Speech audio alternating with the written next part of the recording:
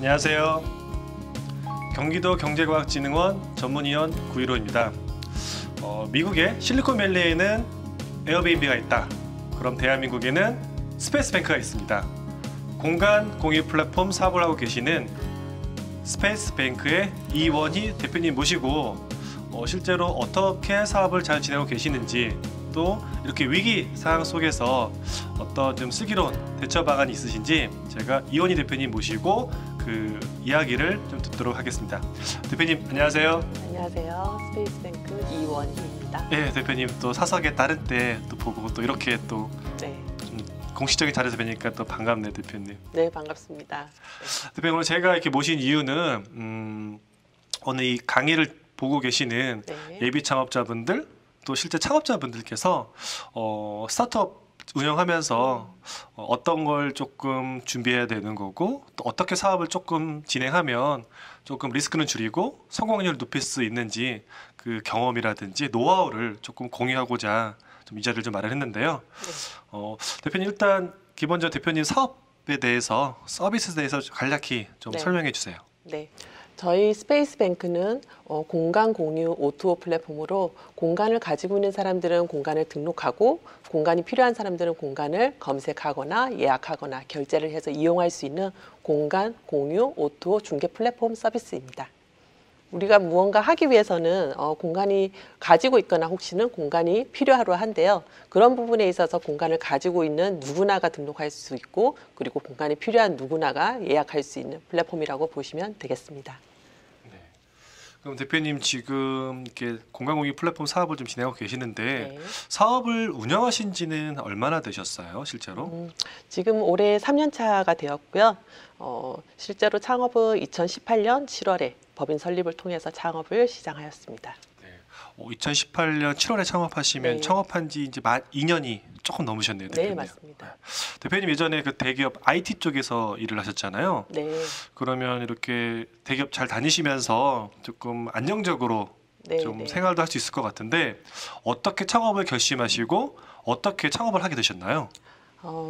실제로 국내 대기업의 그 IT 전문 회사에서 한 15년 정도 근무를 하게 됐었고요.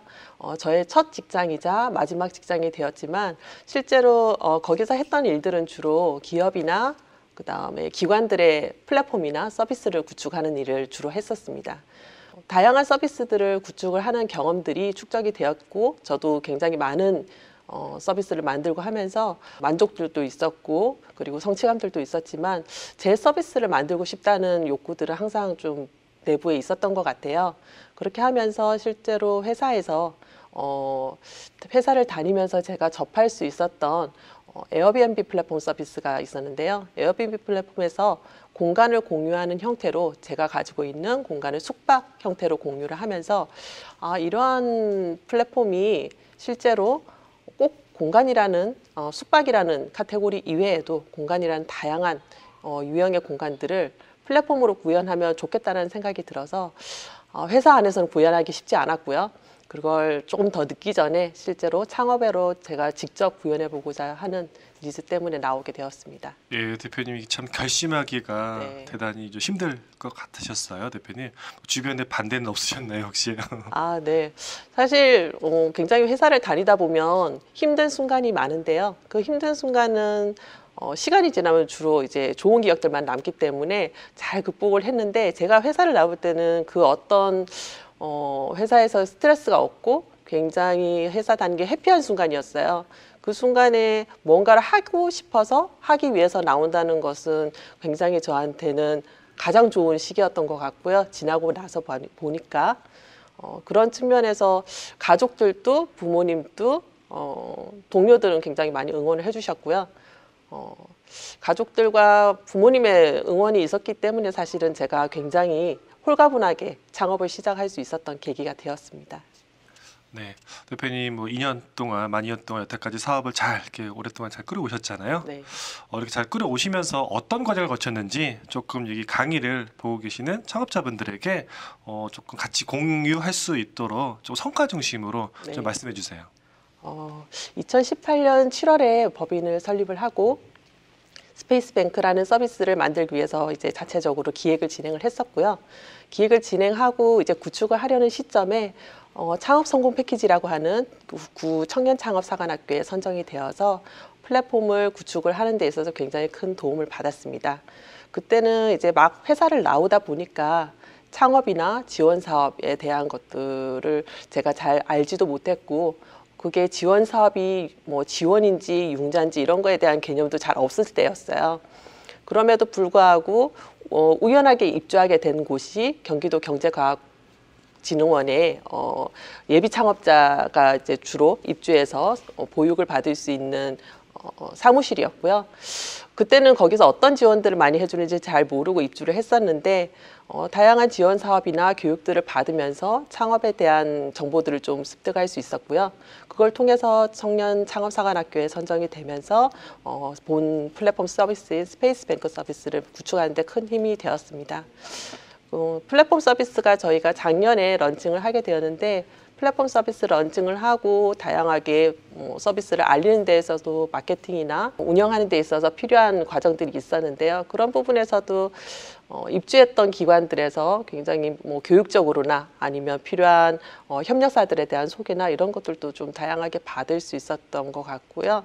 그런 와중에 사실 플랫폼 서비스로서 좀 성장하기 위해서 꼭 필요했던 투자라는 과정들이 쉽지는 않았는데, 그 부분에 대한 것들도 자연스럽게 입주 공간에서 제공하는 다양한 정보로 공부도 하고 그리고 기회를 얻게 되었고요. 2달 전 7월에 한국벤처투자에서 초기 시드 투자를 받게 되었습니다. 축하드려요. 대표님, 투자받기 쉽지가 않을 텐데. 네네, 어렵더라고요. 그렇죠. 네. 대표님, 제가 대표님 사업계획서를 본 적이 있는데 네네. 사업계획서를 정말 꼼꼼히 논리적으로 정말 잘 쓰셨더라고요, 대표님. 네, 감사합니다. 대표님 이제 이렇게 사업을 투자까지 최근에 받으시고 잘 운영해 오시는데 대표님 사업하시면서 위기의 순간들도 항상 있으시잖아요. 네네. 지금 코로나19 그렇죠, 팬데믹으로 인해서 특히 여행 산업 자체가 조금 힘들잖아요. 네, 맞습니다. 그래서 그런 위기의 순간들에서 또 대표님이 또 어떻게 잘 슬기롭게 대처하고 계시는지 네. 그 노하우나 그 경험을 조금 공유해 주세요, 대표님.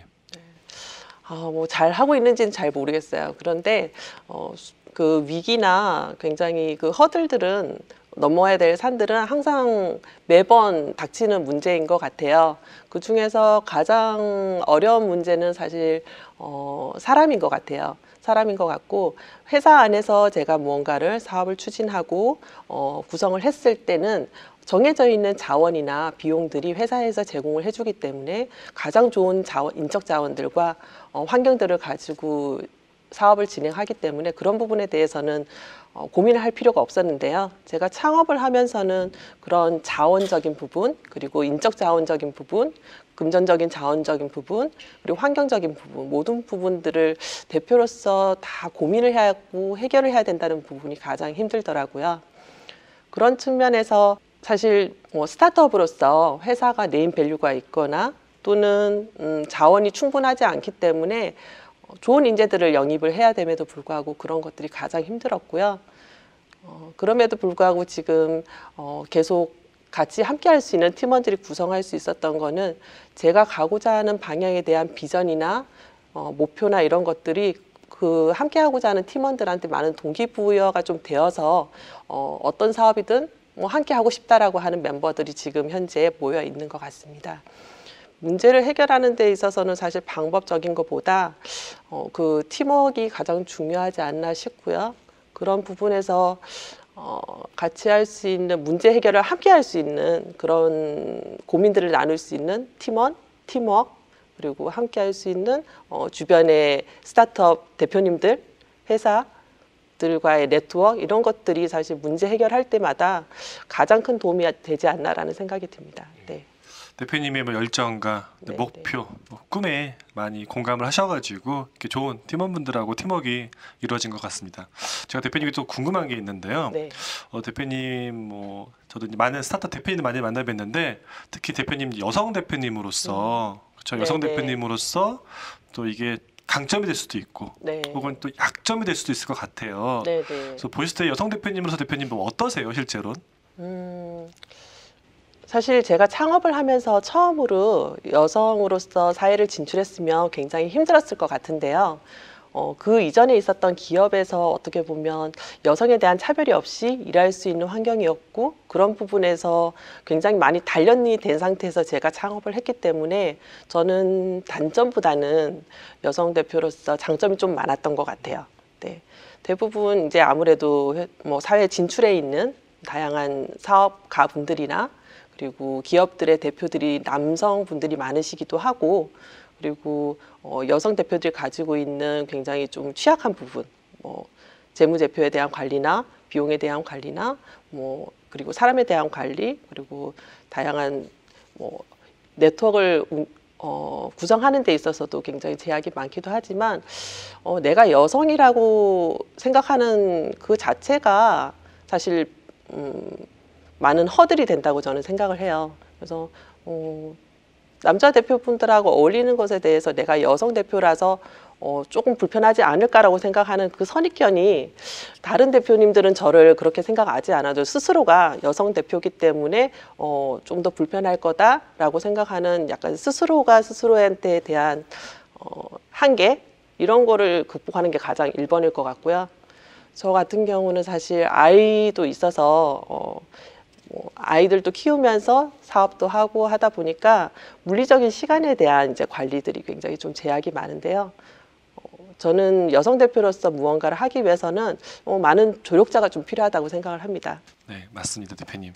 대표님 말씀하신 대로 이제 육아도 같이 네네. 진행하시면서 물리적인 시간, 네네. 그렇죠. 그런 걸 아마 주변에서 굉장히 또 좋으신 분들께서 네네. 많이 지원해 주셔가지고 이렇게 사업을 잘 해오고 있는 것 같습니다, 대표님. 네네. 대표님 이렇게 사업을 지금 잘 해오고 오시면서 이제 좀 궁금한 부분이 이 강의를 듣고 있는 예비 창업자분이나 창업자분들이 그러면 과연 우리가 성공의 DNA 네네. 회사에서 지금까지 스타트업이 한 2, 3년 동안 살아올 수 있었던 그 배경, 지속성을 조금 몇 가지 팁이 있다고 하면 어떤 것들이 좀 있을까요? 사실 저 스스로도 제 자신한테 계속 물어보는 부분이기도 해요. 왜 꼭 이 사업을 해야 되고 왜 이걸 지금 이 상황에서 이걸 극복하고 앞으로 나가야 되는가에 대한 이제 목표 의식인데요. 사실 뭐 다양하게 많이 질문도 받게 돼요. 왜 사업을 하느냐에 대한 질문을 많이 받기도 하는데요. 그 부분에 대한 다양한 이유가 있겠지만 그 중에서도 저는 가장 중요한 거는 가치지 않냐, 가치라고 생각합니다. 가치. 그래서 내가 꼭 이 사업을 해야 되는 지속적으로 계속 해야 되는 어려운 난관을 극복해서라도 계속 해야 되는 추구하는 가치가 있으면 사실 그 모든 것들이 극복할 만한 이유가 생긴다고 생각을 하거든요. 그래서 그런 부분에 있어서 가장 마음속에 내가 이 사업을 하는 부분에 대한 어떤 비전을 가지고 있고 어떤 가치로 임해야 하는 것인가에 대한 것들을 계속 목표는 수정하지만 그 비전에 대한 것들은 꼭 중심을 가지고 가져가야 되지 않나라고 생각합니다. 말씀하신 것처럼 저 대표님이 공감 좀 할 수 있는 것들이 가치라고 말씀하셨잖아요. 네네. 제가 보니까 사업을 하다 보면 네. 주변에서 보니까 위기의 순간이 항상 있었던 것 같아요. 네, 맞아요. 그렇죠. 네. 올해도 힘들고 뭐 과거에도 힘들고 네, 앞으로도 네. 계속 힘들 거잖아요. 네, 맞아요. 그럼에도 불구하고 계속 사업을 끌고 갈 수 있었던 그 동력, 네, 그거는 네. 말씀하신 이 사업에 대한 어떻게 보면 가치, 뭐 네, 소명 네. 이런 것이 없다면 그걸 아마 끌어가기가 아마 힘들 거라 생각이 좀 드는데요. 대표님 제가 또 마지막으로 또 궁금한 게 하나 있는데 이렇게 지금 여행업 자체가 좀 어렵잖아요. 네. 그 대표님 지금 신규 사업이라든지 신규 서비스 이런 걸 많이 고민하고 네. 준비하고 있는 걸 알고 있어요. 네, 네. 그거에 대해서 좀 어떤 부분에 대해서 어떻게 좀 준비하고 계시는지 조금 설명해 줄 수 있으신가요? 네, 현재 저희 공간 공유 플랫폼 운영하다 보니 코로나 사태로 공간을 예약하는 비율 자체가 많이 떨어지고 있고요. 실제로 이런 것들이 굉장히 장기화될 수밖에 없는 부분들이기 때문에 저희 공간에 등록되어 있는 공간주들이 대부분 소상공 분들이 많으세요. 그러다 보니까 뭐 휴업을 하는 경우도 있고 폐업을 하는 경우도 있고 공간주들이 굉장히 힘든 상황인데요. 플랫폼을 운영하다 보니까 다양한 또 공간에 대한 니즈들이 들어오기도 하세요. 실제로 사람은 이용하기 힘들어도 그 공간을 가지고 다양한 형태로 활용하고자 하는 수요층들인데요. 저와 같은 주변의 스타트업 제조사분들이 주로 그런 부분들에 대해서 많이 문의를 하시는데 우리가 펫 제품을 개발을 했는데 그 펫 제품을 오프라인의 공간에 고객의 접점에 노출을 시키고 싶은데 그런 부분들에 대해서 사실 공간을 직접 운영하기도 힘들고 그런 공간들을 직접 다 발굴하기가 힘들어서 고민을 하셔서 그런 공간을 빌려주는 곳은 없나요? 라고 물어보는 경우가 많았어요. 그래서 그런 부분들에 대한 니즈를 지금 이제 코로나로 인한 공간 시장에 대한 침체를 위기 극복할 수 있는 기회로 삼아서 저희는 그런 공간들을 체험존이라고 하는 실제로 체험 플랫폼을 구성을 하여서 주변에 제품을 알리기 힘든 스타트업 제품들을 입점을 시키고 그 플랫폼 안에서 소비자 행동들을 분석해서 리포팅을 할 수 있는 데이터 기반의 체험존 플랫폼을 현재 구성하고 있습니다. 대표님, 플랫폼 사업자분들이라면 네네. 항상 고민하는 게 어떻게 내 플랫폼을 노출 네네. 알리고 어떻게 유입시키고 그런 것도 항상 궁금해할 것 같아요. 네. 저도 이제 마케팅 강의하러 갈 때 보면 항상 그런 맞아요. 질문하시는 분이 많으신데 네네. 대표님은 플랫폼 가입을 그 플랫폼 노출을 어떻게 하시고 주로 가입자 유치하기 위해서 어떠한 마케팅을 하고 계세요? 다양하게 보면 마케팅 할 수 있는 플랫폼들도 굉장히 많고요. 그리고 그 모든 플랫폼을 다 섭렵한 마케팅 대행사들은 또 찾아보면 없어요. 굉장히 점조직화되어 있고 각 플랫폼으로 전문 영역으로 나눠져 있기 때문에 저는 궁극적으로 사실 서비스를 하는 누구나 또는 제품을 파는 누구나가 자체적으로 마케팅을 할 수 있는 역량은 내부적으로 가져가야 된다고 생각을 합니다. 사실 실제로 실적으로 연결이 된다기보다는 대부분 실행을 하고 나면 없어지는 비용들이 굉장히 많기 때문에 그 부분에 대한 것들은 비용을 크게 들이지 않고 자체적으로 운영할 수 있는 마케팅에 대한 방법론들을 내부적으로 가져와야 된다고 생각을 하는데요. 그런 부분에 있어서는 굉장히 또 손품도 팔아야 되고요. 발품도 팔아야 되고요. 온라인상으로도 활동을 해야 되고 오프라인상으로도 활동을 해야 되고 저희 같은 경우에는 플랫폼 회사이기도 하지만 그중에서도 제가 가장 많은 인력을 구성을 하기도 하고 많은 자원들을 투입하는 부분들이 마케팅이기도 해요. 단순히 우리 플랫폼 좋아요라고 광고하는 것보다 우리 플랫폼에 오면 무언가 볼거리가 있거나 뭔가 체험할 거리가 있거나 그리고 플랫폼에 대한 소개를 그냥 단순히 광고 컨텐츠로 하는 것보다는 플랫폼에 대한 컨텐츠를 의미 있는 컨텐츠로 소비가 될 수 있도록 배포를 하는 형태로 저희는 주로 마케팅을 하고 있고요. 그 팀워크 아까 얘기 잠깐 해주셨는데 네네. 대부분의 스타트업들이 가장 원하는 게 좋은 팀원을 어떻게 구성할까 맞아요. 어디서 찾아야 될지 잘 모르시는 분 되게 많거든요. 네네네. 대표님 같은 경우는 그 좋은 그런 팀원들을 어디서 그렇게 확보를 하셨나요? 스타트업이 공개 채용을 해서 좋은 팀원을 구하기란 사실 거의 불가능에 가까워요. 불가능에 가깝고 그건 사실 대기업도 마찬가지고 조금이라도 더 나은 조건의 회사면 페이가 조금 더 높다거나 아니면 환경적으로 좀 더 일하기 좋은 조건이라면 그 회사로 옮겨가겠죠.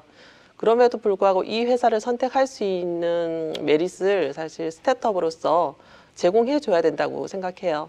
회사의 네임 밸류는 아직 부족하지만 이 회사에 있으면 내가 또 다른 밸류들을 얻을 수 있다라는 것을 저는 주로 팀원들한테 동기부여를 많이 하는데요. 제가 회사에 있을 때도 제가 회사 직원이었을 때도 그런 부분들이 제가 동기부여가 됐던 부분을 저희 팀원들한테도 그대로 저는 좀 적용하려고 노력하는데 회사의 성장이 곧 개인의 성장이기는 좀 힘들지만 회사의 실적이나 이런 것들이 개인의 실적으로도 연결될 수 있도록 저는 좀 많은 동기부여를 하는 편입니다. 예를 들자면 컨텐츠를 제작하는 경우 회사에서 필요로 하는 컨텐츠를 제작하는 팀원들이 있을 경우에는 그 컨텐츠가 이들에게 실제로 소비되는 그냥 단순히 컨텐츠로 그냥 발행이 돼서 끝이 나는 게 아니고 그들의 커리어로 남을 수 있는 방법들을 제시를 하기도 하고요.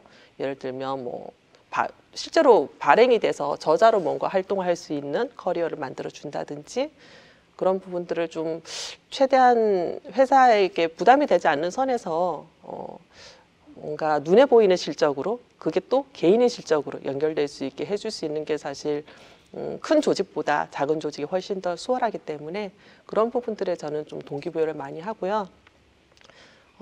단순히 딱 채용으로 뭔가 공고를 하거나 필요로 할 때 찾아보면 사실 그에 맞는 라이트 퍼슨을 찾기가 힘든데 항상 채용은 상시해야 된다고 생각을 해요. 그래서 늘 열어놓고 내가 필요로 하는 사람이 어떤 분야에서 어떤 역량을 가진 사람이라는 것을 염두에 두고 누군가를 만날 때 그런 부분에 대한 비전을 함께 할 수 있는 멤버라면 저는 어떠한 방식으로든 삼고초려해서 굉장히 제안을 많이 해요. 그래서 지금 함께하는 멤버들도 어떻게 보면 사업에 대한 내용보다는 그냥 함께 뭔가를 하고 싶다라고 모인 멤버들이 대부분이고요. 그런 측면에서는 꼭 정직원이 아니더라도 프리랜서 형태든 아니면 뭐 계약직으로 형태든 다양하게 일을 할 수 있는 조건들을 저는 가급적이면 일을 하고자 하는 팀원들에게 맞춰주는 편이고요. 네. 그게 스타트업으로서 좋은 인재를 최대한 확보할 수 있거나 아니면 함께 할 수 있는 방법이지 않을까 해요. 네. 네, 대표님 말씀을 들으니까 오늘 이 강의는 좋은 성과는 좋은 스타트업은 어떻게 보면 좋은 팀원으로부터 나온다라고 네. 귀결이 될 것 같습니다. 네. 네. 오늘 이 강의를 보시는 대표님들 지금부터라도 말씀드린 것처럼 뭐 상시 채용 언제나 좋은 팀원, 좋은 사람과 함께 하겠다라는 그런 마음가짐으로 항상 열린 채용을 하면 좋을 것 같습니다. 네. 대표님 오늘 이렇게 귀한 시간 내주셔서 감사드리고요. 제가 다음에 더 좋은 자리, 네. 더 좋은 모습으로 인사드리겠습니다. 고맙습니다. 네, 초대해 주셔서 감사합니다.